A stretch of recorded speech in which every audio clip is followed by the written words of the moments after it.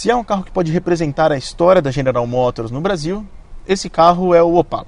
Ele nasceu em 1968 e até 1992 esteve presente nas linhas de montagem da empresa. Ele foi o primeiro automóvel Chevrolet produzido aqui no Brasil e também foi o primeiro a atingir a marca de 1 milhão de unidades vendidas. A agência Autodata localizou o último dos últimos Opalas aqui produzidos e ele está bem aqui. Estou dentro dele com 167 quilômetros rodados apenas. Ele é do José Carlos Pinheiro Neto, que está na GM desde 1970 e acompanhou praticamente toda a trajetória do veículo.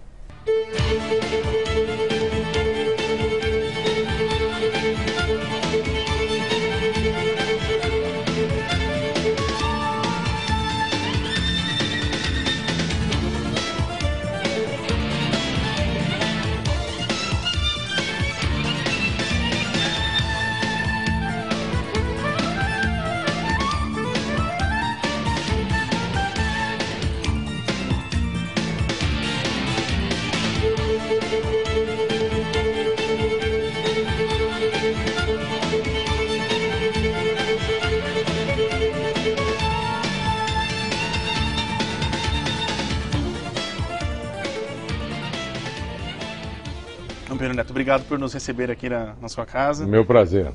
Começar pelo começo, né? Qual que é a história desse seu Opala? Olha, na verdade esse aí é um ícone da nossa indústria automobilística.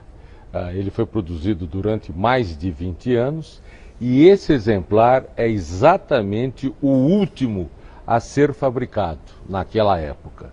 Houve a nossa decisão de paralisarmos a produção do Opala porque já estávamos lançando na época o nosso Ômega. E naquela época, naquele período, o nosso presidente de então havia dito que o Brasil fabricava umas carroças e interpretações à vontade, né? E esse daí foi o último carro e nós convidamos os operários a que colocarem mensagens nesse carro a respeito desse tipo de comentário. E para nossa surpresa, havia uma revolta muito grande com relação a esse tipo de comentário, porque na verdade foi um carro que sustentou aquelas milhares de famílias durante muitos anos, como eu disse, durante mais de 20 anos. E marcou muito, houve muita, eu diria que houve uma comoção geral na fábrica, esse último veículo sendo fabricado. Portanto, esse carro traz sim dentro dele, além de todas aquelas características que o compõem, uma forte presença de uma emoção, de um sentimento que foi o registro, ele foi na verdade o registro disso tudo naquela época. Hoje é difícil falar isso, hoje é difícil você retornar, regredir no tempo, mas foi exatamente o que aconteceu. E eu tenho então muito prazer de tê-lo e tê-lo também como um ícone da nossa indústria. Essa decisão de encerrar a produção, ela foi tomada lá por 1990. Uns 88, uns 2 anos antes. Evidentemente não se precisava o dia que você iria fazer isso. Mas aí chegou o dia e houve um evento dentro da nossa fábrica lá em São Caetano do Sul, que ocorreu tudo isso que eu te contei. Qual foi a reação dos funcionários mesmo no chão de fábrica ao colocar essas mensagens que você citou agora? É o que eu mencionei, foi um evento coberto de muita emoção, de muito sentimento. De gente chorando? De gente chorando com muita frequência, porque, de novo, esse carro trazia no seu bojo um significado importante, né? Eles viviam em função da produção desse veículo, não é? E se sentiram, de uma certa maneira, eu diria, ofendidos também com aquela afirmação tão categórica, né, dessa autoridade na época. Mas nós tínhamos que lançar já o novo Ômega e o Opala, então, foi paralisado na sua produção. E eu tenho a honra, tenho a satisfação, a alegria, o orgulho de ter esse nosso último exemplar aqui conosco. E ele está com quantos quilômetros rodados? 167 quilômetros. 167. Eu sei que vocês não acreditaram isso hoje, ele também não, e foi checar lá e percebi que fotografou, né? Mas são 167 quilômetros, absolutamente originais. Esse carro ficou estático a maior parte do tempo, mas ele é mantido praticamente sem uso. Chegou a aparecer um boato de que o pessoal ia fazer um protesto na porta da GM. Olha, esse protesto não... certo, não foi boato não, é verdade, eu posso confirmar isso daí. E na época eu, pretendendo ser muito esperto, imaginei me aproveitar dessa situação, e meu chefe da época, uma jogada de marketing excepcional, né? E foi absolutamente espontâneo. Mas o meu chefe da época, o nosso mestre André Biro, falou: Zé Carlos, com opinião pública não se brinca. E eu entendi a mensagem, não estimulei, não incentivei, e acabamos perdendo uma excepcional oportunidade de não ter, eu diria, agregado mais aquela comoção que houve. Estranha comoção, não é? Você não esperava isso, mas o consumidor do público, pedindo, exigindo que se mantivesse a produção do veículo. O Opala pode ser considerado um ícone, né? Sem dúvida. Uma representatividade mesmo, não só da GM, mas como do setor automotivo como um todo, né? E ele tem uma característica que teve várias transformações ao longo de sua vida, né?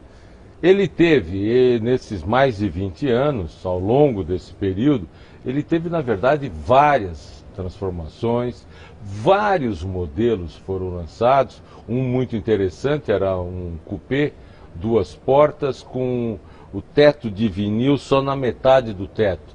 Foi também um negócio muito diferente na época. Esse carro realmente abriu caminhos, ele abriu o segmento, ele criou praticamente o segmento dele de mercado, não é? E foi um carro de uma aceitação extraordinária, uma mecânica que até hoje nos surpreende, né? Pela facilidade que você tem para tratar essa mecânica, como também para se utilizar. Então a gente percebe que ele atingiu todas essas vantagens exatamente pelos méritos que ele tinha.